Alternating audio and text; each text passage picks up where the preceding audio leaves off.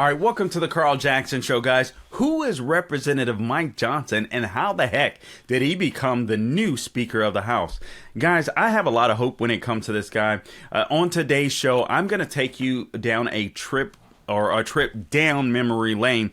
I want to talk to you about how we got here in the first place. I'm going to take you back to January of this year, before Kevin McCarthy became Speaker, and what the House Freedom Caucus did to gain most of its rules reforms. We'll go over those rules reforms because I believe that the vast majority of them will need to apply to even the new Speaker. So we're going to be talking about that. We're going to be talking about who this guy Mike Johnson is and why I think this guy could be a great Speaker of the House. The test will be on November 17th, and also a list of Democratic election deniers. And the last thing, can we stop funding Hezbollah, the United States government, please?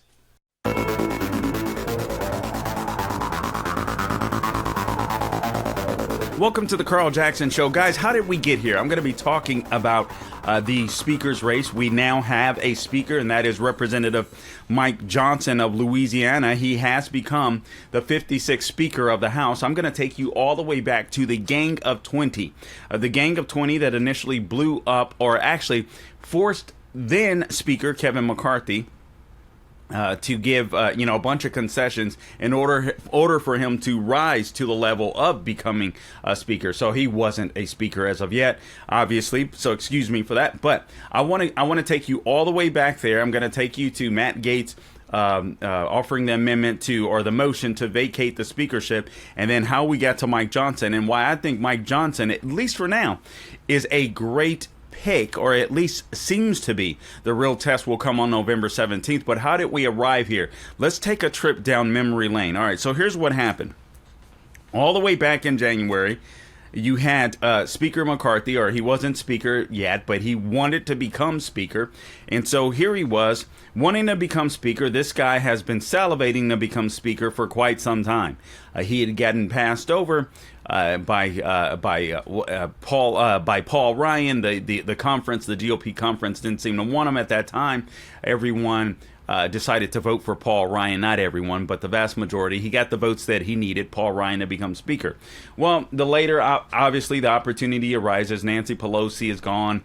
She's retired. The Republicans win back the House in November of 2022, albeit by a very slim margin. But hoorah, we get the House majority back, but we need a speaker. So that is Kevin McCarthy. Kevin McCarthy wants to be Speaker, but a lot of the people, including Representative Matt Gaetz, Byron Donaldson, I believe it was Lauren Boebert, and several others said, hey, Chip Roy, listen, if it's going to be Speaker Kevin McCarthy, then we need some concessions, because the guy, in their opinion, was basically a rhino. But he had the ability to be able to raise funds, and that's primarily what the speaker does. But he also sets the vision. He sets the agenda.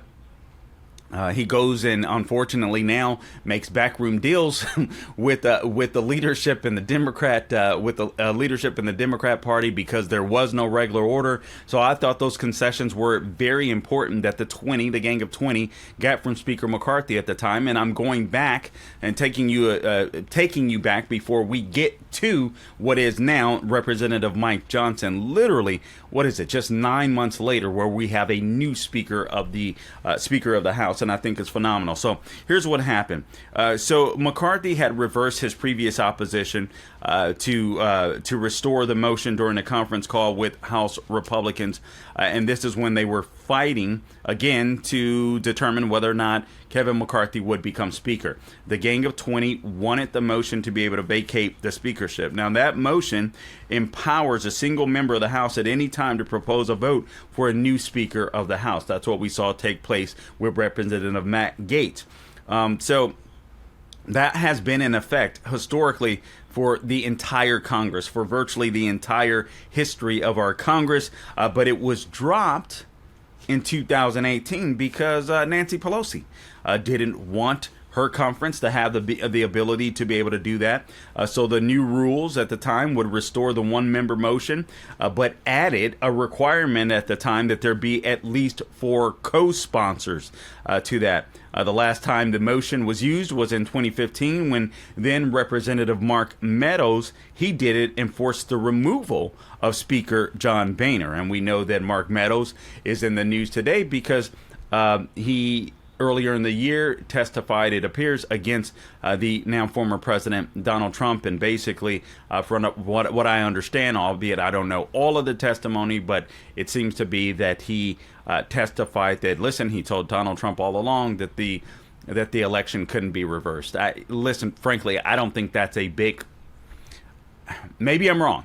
I don't think that's as large of an issue because it doesn't matter what Mark Meadows said. It ultimately matters what President Trump believed, but they're out to get President Trump regardless. And so McCarthy, again, desperate to be Speaker, decided, hey, listen, I'm going to go ahead and agree to these terms. I'm going to restore the motion to be able to vacate Speaker. Little did he know that would bite him in the butt later. Now, also, let me remind you of this. You guys may have heard that he actually asked Nancy Pelosi whether or not he should go ahead and restore that motion to be able to vacate. And she told him, yeah, go ahead and do them. Go ahead and do it. Give them what they want. So Kevin McCarthy listened to Nancy Pelosi. Not a good idea for a GOP leader. All right. The second thing that the Gang of 20, and I'm talking about this because I want you to understand what's at stake. And what we should expect from the current leader or the new leader now Representative Mike Johnson. McCarthy at the time also promised, as part of his Speaker campaign, to make greater use of the Constitution's grant to the House for Article 1.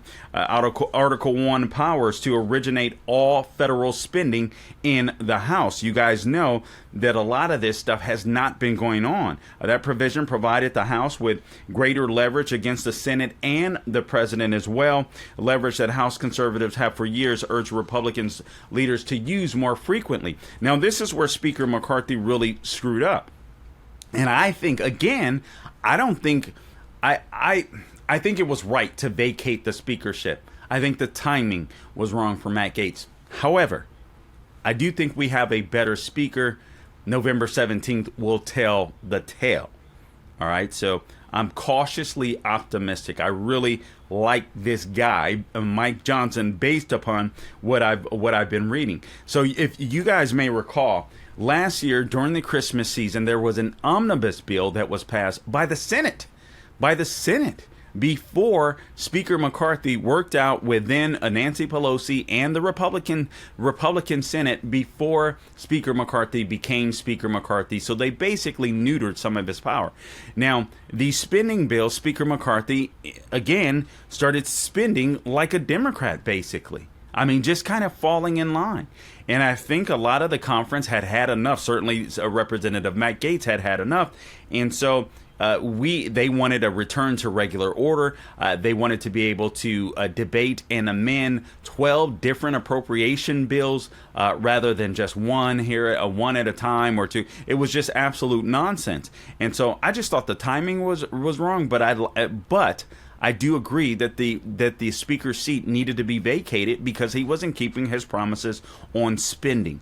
The purse belongs to the House of Representatives, and that is our leverage. So when Speaker McCarthy showed that he wasn't willing to use that leverage and again pass an omnibus bill and then avoid a so-called government shutdown, which we all know is not a government shutdown. In essence, the essential parts of government continue to work, continue to run. The non-essentials don't. Now, there are people that have to wait. In all fairness, a lot of pay is furloughed for federal employees during the shutdown, so that is a fair point. So some people will go without pay for a week or two until the budget is settled. All right. And so that is, that is a fair concern. But the money is always paid to those essential employees, and the vast majority of services continue to run. The entitlements, people continue to get their entitlement checks. The parts of government that need to run continue to run. That says a lot in my opinion. But McCarthy at the time was not willing to use the power that I think he had, that the House had under Article 1 of the Constitution. He said at the time, just as we used this year's annual defense bill to repeal the vaccine mandate on our service members, we will pinpoint must-pass legislation to advance shared conservative policy aims, chief among them securing our border, restoring our energy independence, and balancing our budget. That's what he said. But he didn't use the power of the purse to do it. He didn't use his leverage power to do it. Number 3, at the time, you have the Gang of 20. They wanted in the new package rules, they wanted it to include the restoration of a requirement that any federal tax rate increase is approved by at least 3/5 or 60% of the House, as well as the restoration of the cut-go rule. That would require any mandatory federal spending that was increased be offset with a cut in other required expenditures, and required that Congress or the CBO to report on the inflationary impact of proposed legislation. I think that is a very good idea.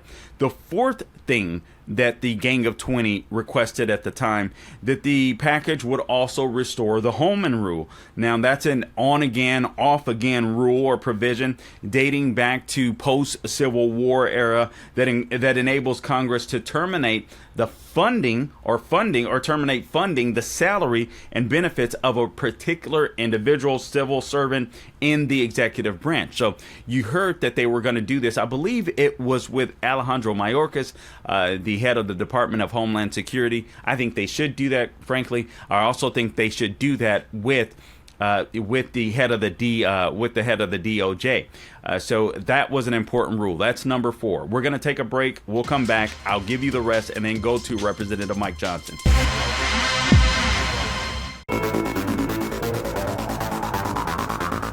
All right, welcome back to the Carl Jackson Show. And again, we're talking about the speaker's race. I'm taking you back down a trip down memory lane to remind you how we got here, how we got Speaker McCarthy. And then Speaker McCarthy was vacated after the motion to vacate was imposed by Representative Matt Gaetz, and now we have Representative Mike Johnson, who I think is going to be, or at least on paper, all right, he seems to be a really great guy, and I think he's going to be a good speaker. And I'll tell you why. I'll get to that. But at first, I want to go back to some of the reasons we got to this very point in the first place and what the Gang of 20 demanded. And why I think this is important is simply because I think these demands should not be for naught. I think they should apply. They should apply to Mike Johnson as well. That includes the motion to vacate the speakership. Now, should one man have the power to be able to do it? Well, I'm torn on that. I was a strong yes, given how long it took these people to find a speaker. I'm a little torn on that, but I don't think it should be a high number.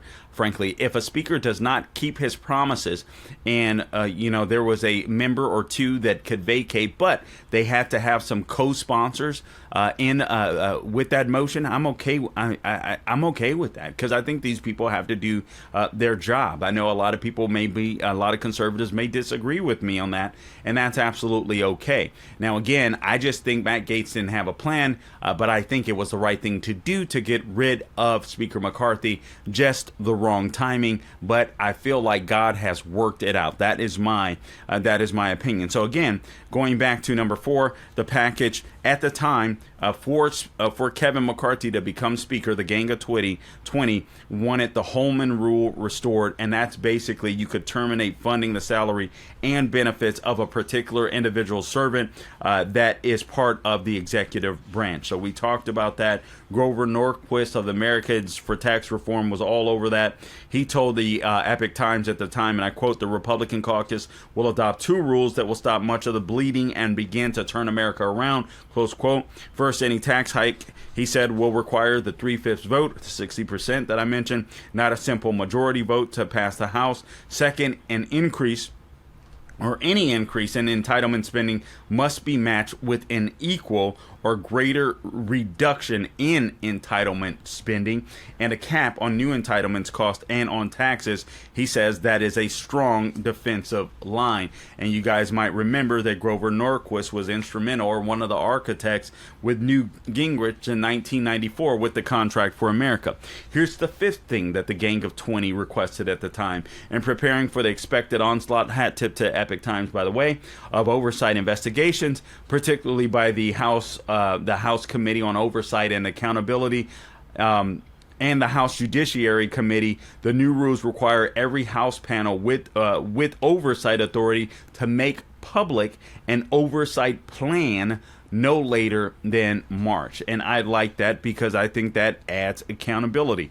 All right, so the House Committee on Education and Labor, now renamed the Panel on Education and the Workforce, all of these people had to do that. The six things that they asked for,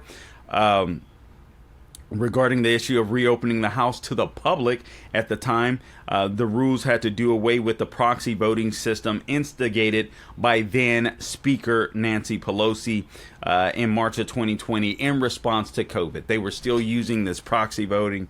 They didn't have to be there. The Gang of 20 asked that they get rid of that, and that was granted. The seventh rule at the time, the new rules at the time restored the longstanding requirement that the House members be physically present to participate in committee hearings rather than attending virtually as well, as Pelosi again allowed under her pandemic measures. And again, what the left was trying to do is they gained a lot of power as a result of the lockdowns. They simply did. They were able to do, mass mail-in voting. They used the 2020 election cycle and the lockdowns in order to frankly win seats that they had no business winning, both in 2020 and in 2022, in my opinion. So, and it was also important to get rid of this idea that we were still living in a pandemic. And that's what the that's what the Republicans wanted to do, and I applaud the Gang of 20 for that. Also, gone at the time were Pelosi's mandated mask wearing by representatives and staff on the floor. So these are some of the things that the Gang of 20 demanded of Speaker Kevin McCarthy, and it makes sense because the right didn't want to have to deal with the narrative of COVID again going into yet another election cycle in 2024. And that's exactly what the left wanted to do. All right. So that was number 8. Also, the ninth action, there were 12 things, I believe, that they asked for. Other actions required by the new rules at the time that Kevin McCarthy became Speaker included establishing a new House Select Committee on the strategic competition between the U.S. and China. All right, or the Chinese Communist Party, and a refocusing of the purpose of the Select Subcommittee on the coronavirus pandemic to probe the origins of the disease. This included U.S. funding and U.S. funding of gain of function research that could have led to the pandemic, and analysis of the economic and social impact of mandatory closures of schools and businesses. So that was number 9 on what the Gang of 20 had asked for. And man, by the way, there is apparently. Oh, and I've got a list of election deniers, because this is one of the things that the left claims they don't like about the new speaker. So I'll get to that shortly. The other thing that the Gang of 20 asked, which I thought was great, that we've all seen and we've seen recently in the news with John Eastman, former President Trump's attorney, being bullied, his license, his ability to make a living being a lawyer. The left is trying to strip that from him. They're trying to The left is attempting to destroy him and any of Trump's attorneys, which we've watched in the news over the last couple of weeks, especially. They want to rip their ability to ever be able to challenge elections again. Well, Carl, we can't have election challenges in the United States. Really? We've done it as long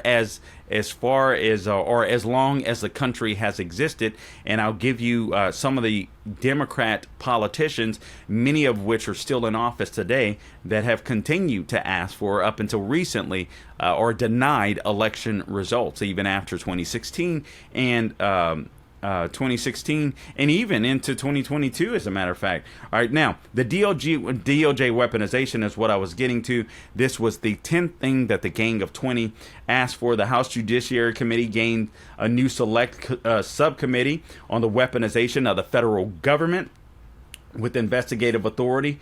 In his letter, McCarthy said the sole focus of the new subcommittee will be, and I quote, exposing the weaponization of government against our citizenry writ large, quote unquote. And I think he did follow up on this promise. You saw Jim Jordan that was really busting it out, exposing the DOJ weaponization and his crew. I mean, you saw House Oversight Committee James Comer still to this day exposing the Biden crime family and the Biden corruption. I do feel like Speaker McCarthy seemed to make good on those promises, and for that I am really appreciative. Also, the 11th thing that the Gang of Eight wanted was House transparency and the 72-hour rule. What do you mean by that? Well, in order to make the House more transparent and efficient, what the Gang of Eight wanted in the new rules was to require that every proposed bill be publicly available for 72 hours prior to voting on it. Now, this is something that Congress should do, because the Congress is the closest body of obviously of elected officials to you and I, to we the people. And so we should get to know what they're voting on, because it's going to impact our lives. All right. It's really that simple. They also required at the time that Pelosi's January 6th panel turn over all of its records to the House Committee on the Administration no later at the time than mid-January. Now, this is a big deal, because to this day we have not seen all of the January 6th tapes except dribs and drabs. People like Just the News continue to release some of what they have. Julie Kelly and her Substack has been doing the same thing. But the speaker, Kevin McCarthy, went from seemingly being gung-ho to reluctant to do so. And we all know the ultimate price that Tucker Carlson, formerly of Fox News, paid for releasing some of those videos, in my opinion. All right. Now, also, what the Republicans wanted, the Gang of 20, they wanted to make it easier for members to offer amendments to bills. That sounds reasonable, right?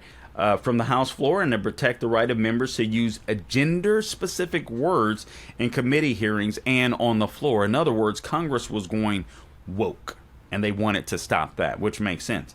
The last thing that the Gang of 20 helped to reverse was this idea of staff unions, and that was reversed. So the move by House Democrats to authorize congressional staff unions were reversed under the new rules, thanks to the Gang of 20.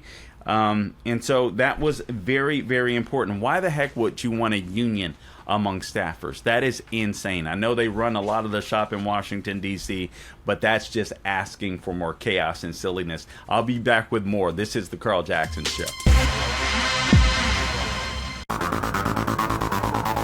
Welcome back to the Carl Jackson Show. All right, guys. Now, I talked to you about how we got here. The Gang of 20 that I believe, I mean, they set things up. They put it in motion where we could have a good speaker. In my opinion, they actually empowered Speaker McCarthy. He did not take advantage of it. So at this point, you had Matt Gaetz, Representative Matt Gaetz, offer, right, the motion to vacate the speakership. It happened. All right. We're all over it at this point. Now that we have Representative Mike Johnson, it was a tumultuous 3 weeks. It was really frustrating, quite frankly. There were many people that were saying, it is time. Who cares if we have a speaker? I'm so annoyed. They're doing so much damage to the country anyway with spending, so on, etc. Then why do we even have a speaker? We don't need a speaker. Let's go an entire year without a speaker. Well, if you get a good speaker, that's a really bad idea, right? Because what you want is somebody that can offer to the country a competing narrative and a competing vision for the the country. And the left have been very successful. As much as you love President Trump, and we all love President Trump, right? They've been very successful in using these court hearings, these fake trumped up charges against him, pun intended, in order to try to silence the guy. I mean, he's been fined a couple of times within the last week with gag orders, in my opinion, that are just pure nonsense. You're trying to gag or silence the number one GOP front runner, or the GOP front runner, and this is being done. This is being done by his opponent's DOJ. That is absolutely insane, and anyone that I think is honest and decent would admit so. I mean, that's crazy. All right, even if you believe that Trump is, a criminal or this or that, the guy is running for office. He should not be silenced by his opponents. And by the way, I don't buy into the charges. Nonetheless, where we stand now, we have this new speaker. All right, we have this new speaker, Mike Johnson. Let me talk about him some. I've seen this guy on TV several times. Every time I've seen him, I've been impressed by his clarity. I've been impressed by his conviction. I would have never guessed in a million years that the guy would have been running for the House Speaker seat. And I think that is the case with many people. I mean, seemingly this guy came out of nowhere, but literally I saw him so many times on Newsmax and on Fox News giving interviews, at least in his ability to be able to communicate conservative principles. I felt like the guy was solid. Now, remember what happened, what transpired. First, after the speaker seat was vacated by Representative Matt Gaetz, Kevin McCarthy was gone. The first person to run for speaker, it was kind of the next in line thing. Steve Scalise got the votes, but he didn't get enough votes. Eventually, he ended up dropping out of the race. And then it went to Jim Jordan. There were 3 votes for Jim Jordan. I frankly thought that Jim Jordan could have become a speaker. I heard Tom Fitton of Judicial Watch on an X Space, and he said one of the things that Jim Jordan, and his opinion, failed to do was, with all the noise that was going on, the vote for speaker, behind closed doors and all that kind of stuff, he felt like Jordan should have came out and gave a speech and gave a vision for the country and what he wanted to do. And he felt like that would have been enough to put him over the top, but he simply didn't do that. This guy, Mike Johnson, has. I'm gonna get back to that. All right, so there was Jim Jordan. 3 times he failed. He kept losing votes. And then there was Tom Emmer. Nobody was having Tom Emmer. All right. Tom Emmer was literally the speaker nominee for approximately 4 hours, and nobody wanted him. And then Trump chimed in on his Truth Social account, and I think that just completely sealed the deal, closed the door for Tom Emmer. But frankly, the door for Tom Emmer wasn't opening even without Trump chiming in at that point in time. He couldn't get the votes. He couldn't get the votes, and it wasn't going to happen a second go around after Trump chimed in. So now here's what we have. We have this Representative Mike Johnson. So let me give you some of the things that I have found out about him and have learned about him. First off, he's 51 years of age. He's a former conservative talk radio host. This explains his ability, or one of the things that explains his ability to be able to communicate effectively and clearly. He's very unassuming. Obviously, if you look at the guy, I mean, he's not a Matt Gaetz, right? He's not a firebrand, but his conviction is just as strong. All right, so he was a conservative radio host. He was a columnist. Guys, let me tell you something. When you're talking on the radio and when you're writing what you believe. It is your conviction, unless you're writing fiction. All right, but otherwise, it is what you believe. He was also a lawyer with the Alliance Defending Freedom. Guys, that's a big deal. That says a lot about the guy. The fact that he was a conservative talk radio host, the fact that he was a columnist, and also an attorney fighting for your civil liberties and your religious liberties in the United States of America tells me something that's very crucial. This isn't a Kevin McCarthy. This isn't a guy that's just a partisan. This is a guy with conviction. That's what this tells me. Now, whether or not he can do the job as speaker is yet to be seen. But I suspect, even though there's not a lot of experience there, I suspect this guy is going to surprise us. I definitely hope he does. Now, let me give you some issues that the GOP must tackle right away, and I'll give you some of the things that he says he's going to tackle right away. They've got to tackle the government funding that runs out on November 17th. Is there going to be a shutdown? Is there going to be a CR?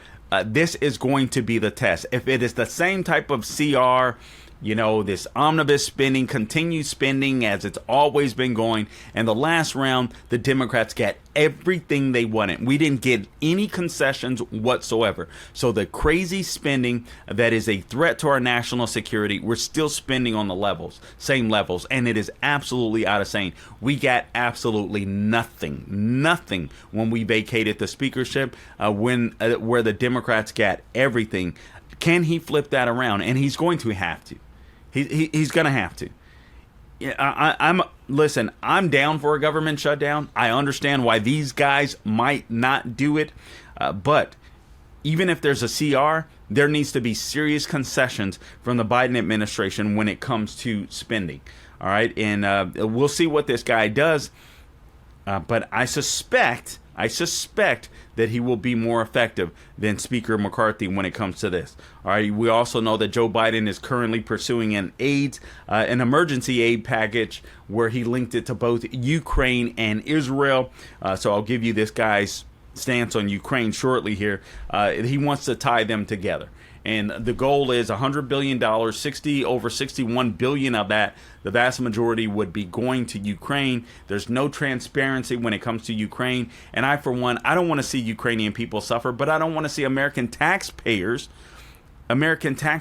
waste money unnecessarily. There should be transparency. We should know exactly what's going on with the money, how it's being used, and if it isn't being used properly, we should not be giving it. I don't believe that we should be giving any money right now because America is in dire straits. And I say this as someone that supported helping Ukraine out initially, but once I realized there's absolutely no plan, and I want Putin dead just as much as the next guy. But there's got to be a plan of success. There is no plan. It seems like Joe Biden was just send them money. That appears to be what's going on. Nothing more than that. So anyway, I'll get back to that. So he's going to have to tackle that. What to do? This $100 billion emergency spending. He's already come out and said we're going to support Israel. I don't know what that looks like. I don't know what that looks like monetarily. I don't know exactly what he means like that. But he did say right off the bat, we're going to stand with Israel. I thought that was very important. I thought that was crucial, right? You stand up in front of the rest of the House, Democrats and Republicans alike, and you say that we're going to stand with Israel. You say that unequivocally. Man, I wonder what Rashida Tlaib's face, Ilhan Omar's, AOC's face looked like. He came out strong right out of the gate. That's important. He set an agenda. He told the world where we stood, and that unequivocally. Also, former Speaker McCarthy launched an impeachment inquiry before he was ousted. What is this new speaker going to do with that? So inquiring minds want to find out. The fourth thing that's going to be very crucial. Now, this is something that admittedly Speaker McCarthy was very good at. Nancy Pelosi was very good at it.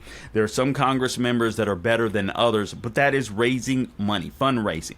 And that is a very important point. That is probably the primary focus of the House Speaker, his duties or her duties. All right, so what is Mike Johnson going to be able to do? This is a guy that does not have a lot of experience. He literally ran for State House. I think he was elected to State House in Louisiana in 2015. A year later, He ran for Congress. He won a seat in Congress, but he hasn't been in Congress very long at all. He's only been in Congress since 2016. So this isn't a man that's been around forever. Obviously, it's a good few years, but it's not tons of years. So he's been. So anyway, he's kind of new at this stuff. How will he do with spending? All right, guys. When we get back, I want to talk about a little bit more about this speaker.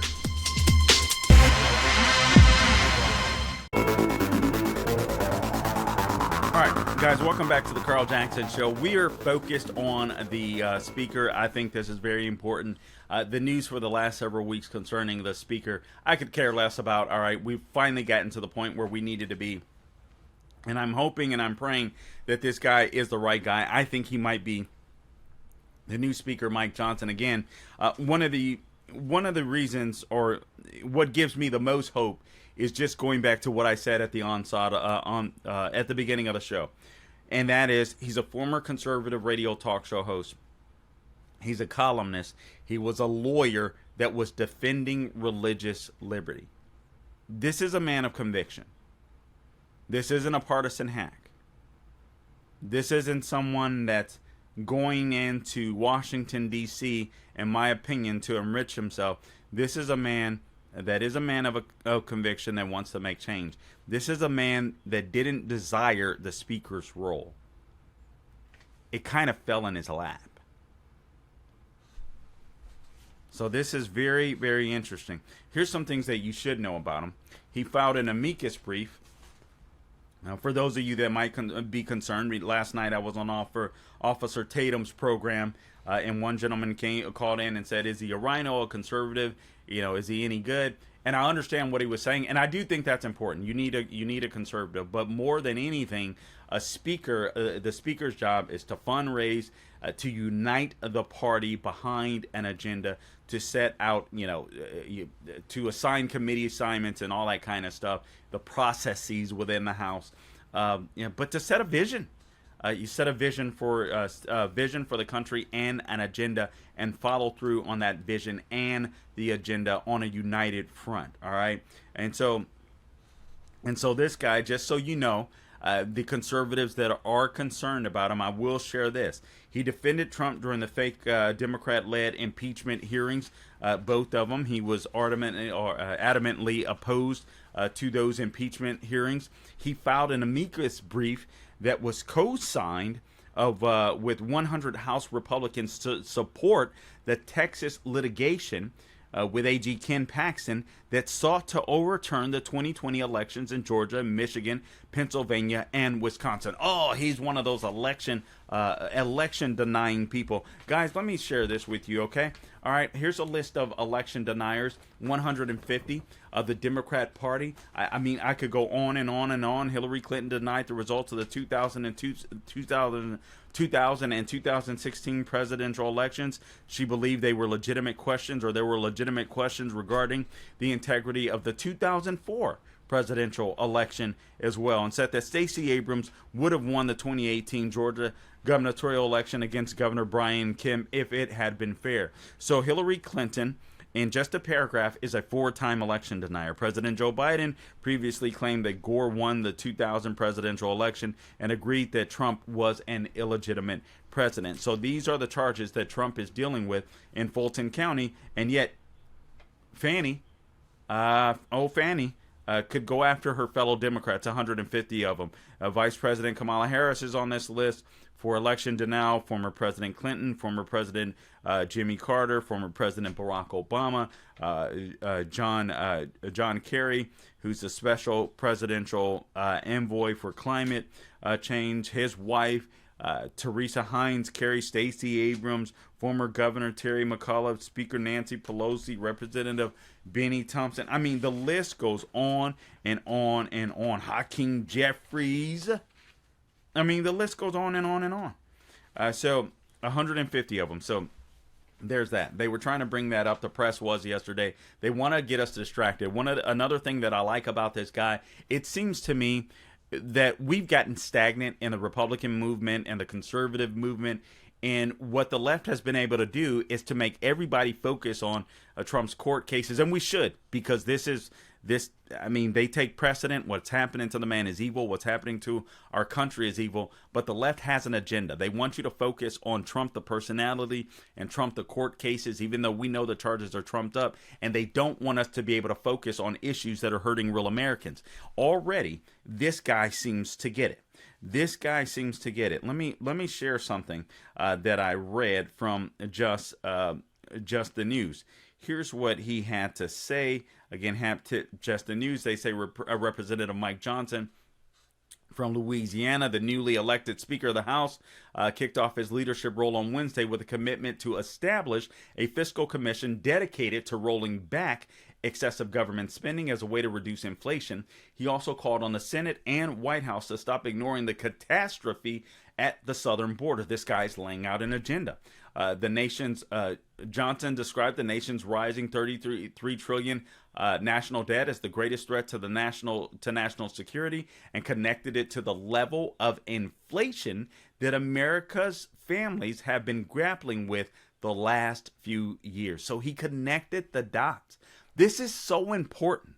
You can't just talk about the debt. Joe Biden could say, listen, we're creating jobs, we're doing this, despite the fact that you're feeling pain. You need someone to connect the dots. I don't think Republicans have been doing that effectively. I'm confident that this guy will be able to do that. Again, the big test will be November 17th when we come to the end of government funding or the end of government spending. Here's what Johnson had to say on the House floor. He said, the greatest threat to our national security, and I'm quoting, is our nation's debt. And while we've been sitting in this room, that's right, the debt has crossed almost $33.6 trillion. And in time, it's going to take me, in the time it's going to take me to deliver this speech, we will go up $20 million in debt. And he says that's unsustainable.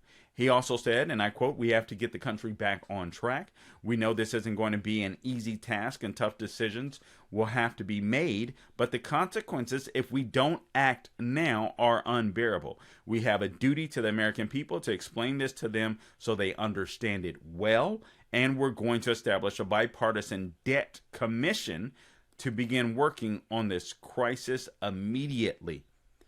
So, and listen, I know words are words, but this guy, I believe he is a guy of conviction. Again, the test will come on November 17th. But based on some of the things he's already done, I have confidence that this guy may be or is the guy for the hour. I told you about the amicus brief he signed. He voted against ousting former Speaker McCarthy, but last month he did oppose the CR. He opposed the CR, but he did support measures to bolster border security within the CR, but it didn't get enough support to pass. He ended up supporting, I think it was the one that Chip Roy, if I'm not mistaken, was sponsoring. Now, when it comes to the issue of Ukraine, he initially voted to fund to help Ukraine out. I think it was initially, I believe it. I mean, it was some excessive amount, but initially he voted to help fund Ukraine fight against Russia, and we were all there. But he's since stopped voting to send money to Ukraine because his message is, I want some transparency. I want to know what Ukrainian leadership is doing with the money that hardworking taxpayers are doing. And until then, I'm not voting to send more money to Ukraine. I think that's fair. All right. So this is a guy that appears to be solid. Now, just real quickly, again, the final test will come on November 17th. I shared a little bit of this last night, but guys, I just want to tell you, just brief you real quickly in the time that we have remaining, that we are still funding Hezbollah. I read a column from Conservative Review, Daniel Horowitz, entitled, "Can we at least stop funding Hezbollah?" And like domestic policy, foreign policy often addresses the problems that our previous policies have caused, and sadly, we've done that with Hezbollah. So this insanity, the Israel aid package to Ukraine and all this kind of stuff, we want this. We want that, or Joe Biden wants that package while he's literally working to handcuff the Jewish state. So Hezbollah is Israel's biggest strategic foe. You guys might know that and understand that. It's ultimately Iran, but they appear to be their biggest foe. But here's what the U.S. did. I mean, 1,500 dead in Israel. Basically, what happened is we began funding the Lebanese armed forces. This was under the Obama administration, and the goal at the time was to bolster the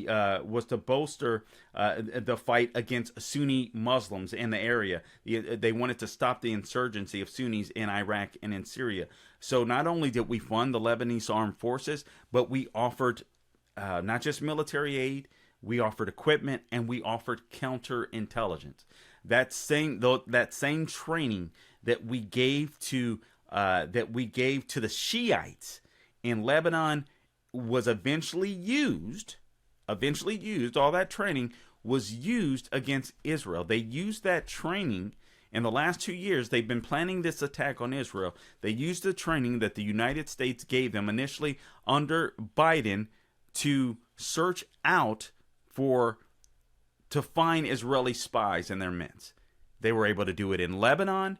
They were able to do it in Gaza as well.